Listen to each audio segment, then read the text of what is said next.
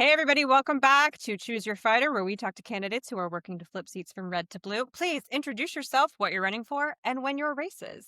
Yeah, I am Laura Lee Thompson. I am running for Virginia State Senate against Republican Glen Sturtevant. So there's going to be a Democratic primary next year and the general election in 2027. But I filed the first day of session because first day of session, Republican Glen Sturtevant had taken votes that really um, aren't great for our community. And so I had on year 7 of representing the whole county of Chesterfield, which is overlaps the Senate district by over 92%. And so I have, you know, the Senate district essentially has been my constituents longer than they have Glen Sturtevant. So I'm elected to soil and water for the whole county of Chesterfield. And so, but I'm not seeking reelection. We were able to successfully accomplish everything that I sought out to do. And so I had many members of the community recruit me to run for Senate. And we're doing it early because it's the exact same people I'd be talking to anyway. It's my constituents already. I love the day one energy of like this first day that I could get this guy out. I'm working for it. I love that. So, can you talk a little bit about what the Virginia State Senate, or I guess any kind of state Senate does? I know people understand what their federal senators do, but the state Right. house is different.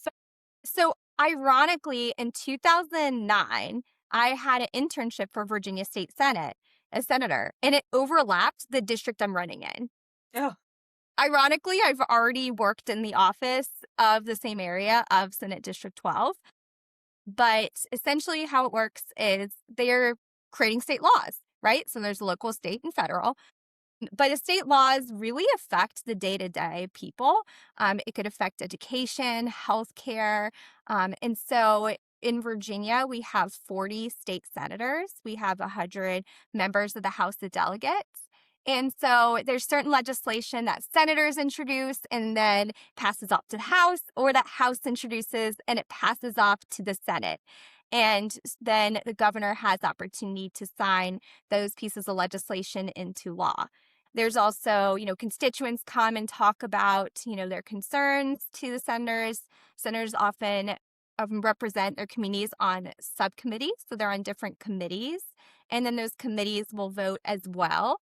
And so we have in Virginia, the Virginia General Assembly has short sessions and long sessions. So generally, for the first couple months of the year, they're in session. And then they go back to their communities for the rest of the year. you've worked like a lot of of different angles in the Virginia State House. Yes. Maybe probably Yeah. more than So I first ran for Virginia House of Delegates when I was 21 years old out of my dorm room. nice. Yes. So I was at a public hearing and there was a Republican, and I just asked him a question. Instead of answering, he insulted me in public. And, you know, I knew at the time I wasn't going to win, but I ran against him because I wanted another voice. And then I was elected to school board when I was 24 years old. So I ran when I was 24, 25.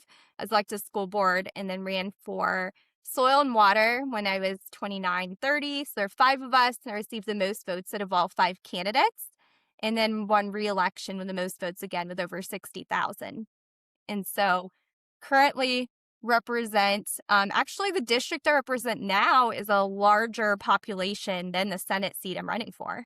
Soil and water is the only unpaid volunteer role in Chesterfield right now. So I just do it to, give back to the community, but I'm not always looking for something to run. There has to be a need, and there has to be, the community wanting me to, really do a role for a reason.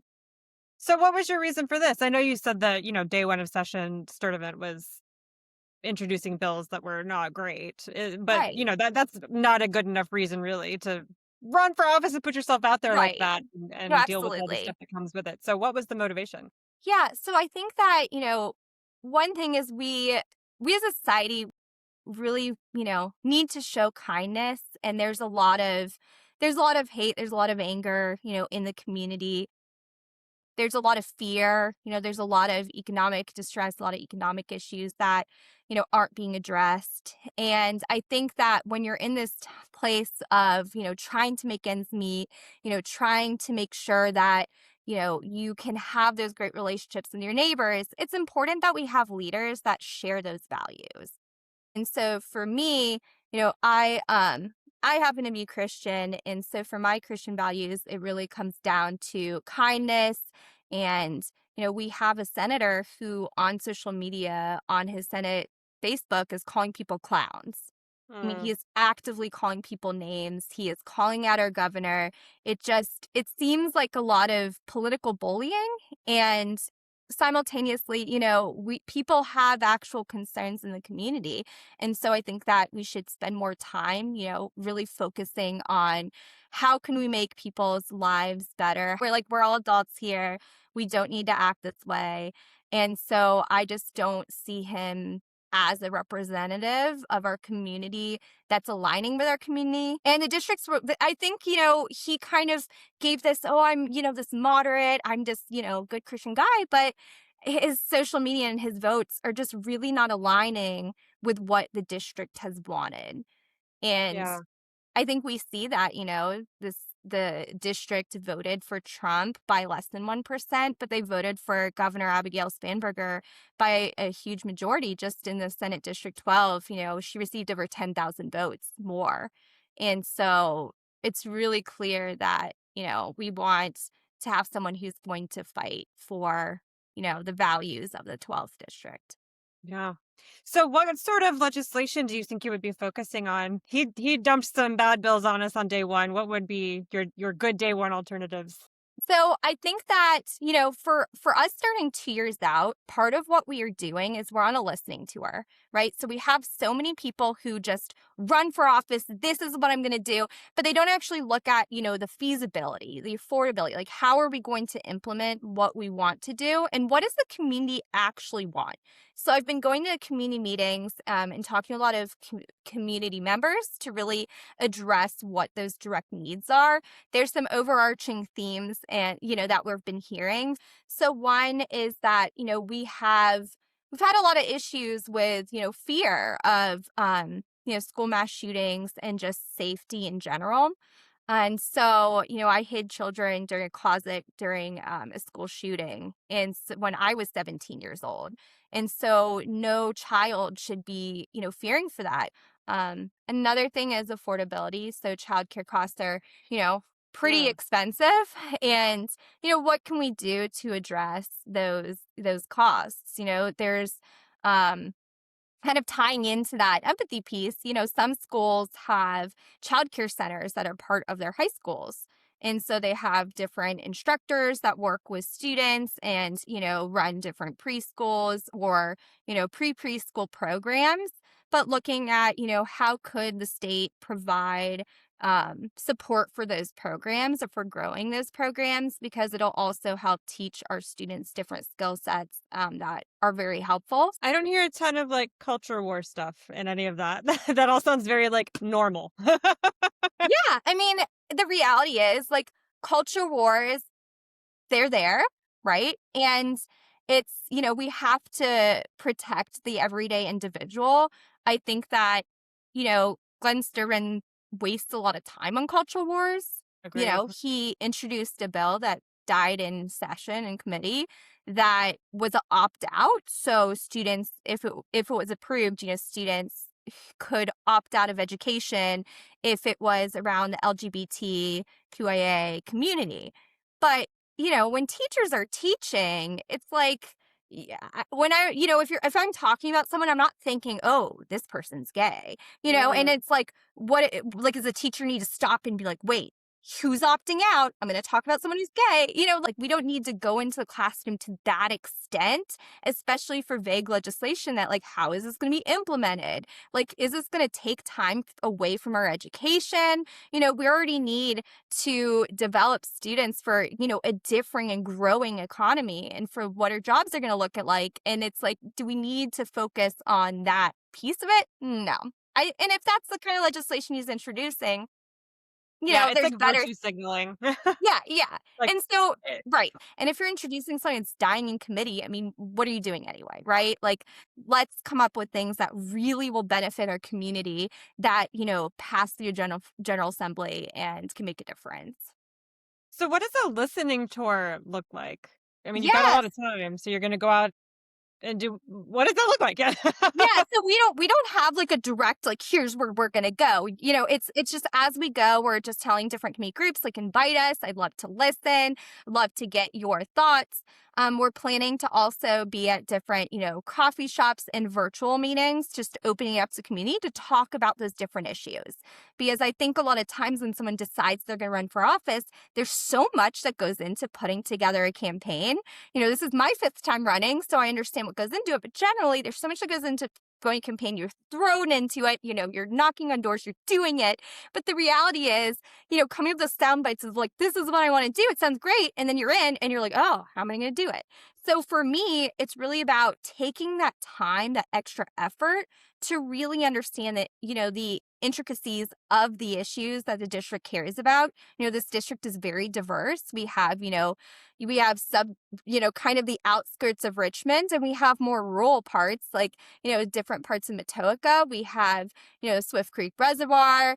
So understanding, if we implement something, making sure it also helps across the board. We're asking, what issues do you care about? What do you want to Mm. see?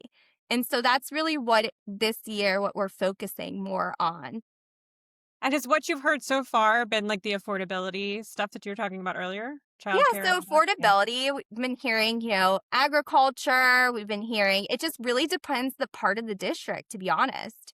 And who we're talking to. So everyone, different people have different things that they care about, making sure that we're following our constitution, whether it's, federal, and state, but, protecting lives, making sure that people feel safe. Safety is a big one. Making sure that, people their children have opportunities. It's a differing time with, the advances of AI and, making sure that, with this differing market that, people still have a growing opportunity to make an income and to really, be successful in the careers that they choose. I'm glad you brought that up, or I guess that someone's bringing that up to you because I talk to a new candidate every week, and so few people are thinking about AI and how young people's economic circumstances are going to change because of it. And I wish more, especially Democrats, would be talking about it because we're supposed to be, the people who are most concerned with the working class, and they care about this a lot. Right, right. And I have right now around 14 interns that are high school and college students. And so a lot of what I do is if I'm talking about a different issue, I'm going to talk to experts, but I'm also going to open it up to like my team. And so, I give opportunity for different college students to do that research, to talk about their concerns, and I open it up to the community.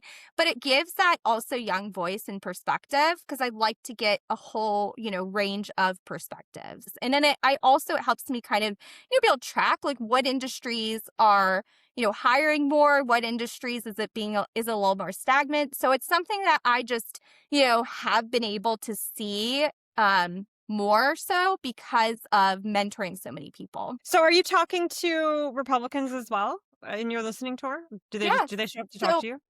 yes. So I am of the mindset that when you are elected, you represent everyone equally.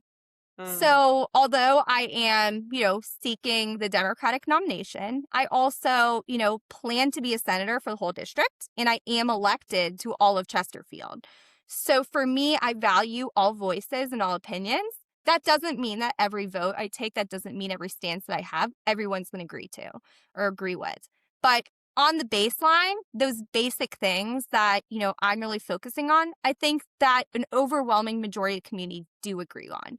We're tired of the political fight, where we really just, you want to be able to look at your neighbor and be like, you know what? Like, I'm happy you're my neighbor, and you want to be able to afford things. You want to be able to not struggle financially and worry about the future. We just need to bring back, values. Speaking of values, I used to be the Faith Values Initiative Director for Young Democrats of America. So I've been talking about, having those good core values in politics for a long time.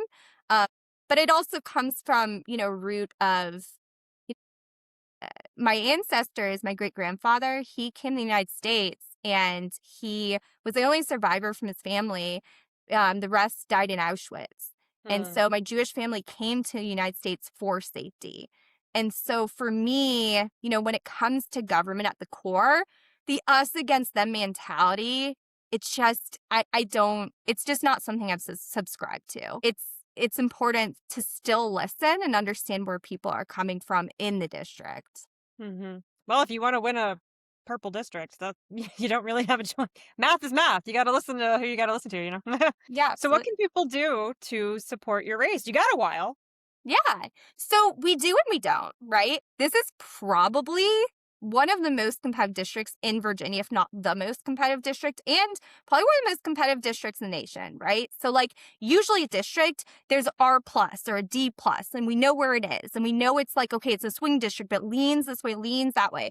This district was drawn supposed to be a conservative district. And so, but then we have Governor, Spanberger, who's a Democrat, who won by over 10,000 votes, which is pretty significant. So it's really a kind of 50-50 district at this point.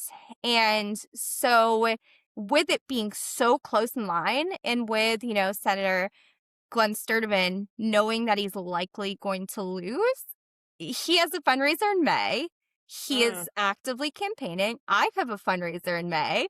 Um, you know, he's getting hundreds of thousands of dollars in donations. People know, he knows that I will outwork him. He sees how many volunteers I have. He sees how much energy I have.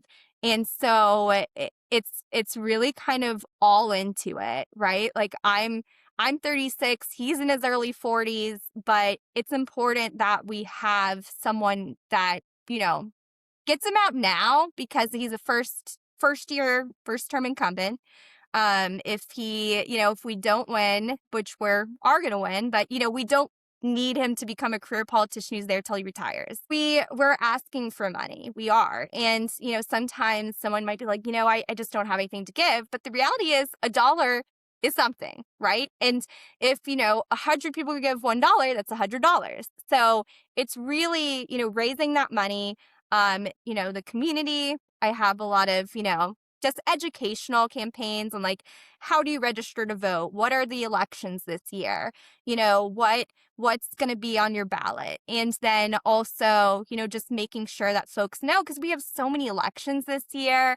And so if anyone, is able to donate or wants to follow the campaign more, please do. I have a website, laura4va.com. That's Laura, Laura, FORVA, and then .com. And so we are honestly, because it's so competitive, and also Virginia right now, our state Senate, we have a majority because we only have one extra senator, right? Just one. And so if we just lose one seat, we don't have a majority. And, that's not that's not great. So we really want to have that extra majority and make sure that we get extra people in office so we can, support Virginia better. And so I really donating, volunteering, spreading, following me on social media. So I have, 6 different social media platforms, but just spreading those as well is extremely helpful so we can get our word and message out. All right. Yay. Let's do it. Yes. Cool. Well, thanks so much for taking the time and good luck.